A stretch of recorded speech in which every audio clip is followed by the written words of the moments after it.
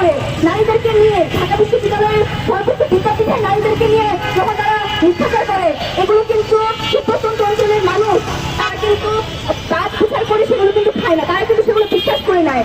এবং আমরা জানি গ্রাম অঞ্চলগুলিতে কিন্তু অনেক ধরনের, আমি বলবো যে ওখানে তারা কিন্তু অনেক কিছু বুঝে না এবং তারা ইন্টারনেট, তারা কিন্তু টাকা পয়সা মানুষজন এবং সহজ মানুষ তাদেরকে ম্যানিপুলেট করা কিন্তু খুবই ইজি। কিন্তু ঢাকা বিশ্ববিদ্যালয়ের রাজু ভাস্কর বাংলাদেশকে আমরা জানিয়ে চাই, আমরা এগুলো কখনই কন্টিনিউ হতে দেবো না। আজকে এই প্রোগ্রামে উপস্থিত হয়েছে ঢাকা বিশ্ববিদ্যালয়ের সাধারণ শিক্ষার্থী থেকে শুরু করে এখানে জাতীয় কেন্দ্রীয় নেতৃবৃন্দ এবং বিভিন্ন জনসংখ্যা থেকে নির্বাচনী নেতৃবৃন্দ আমাদের সামনে উপস্থিত হয়েছে।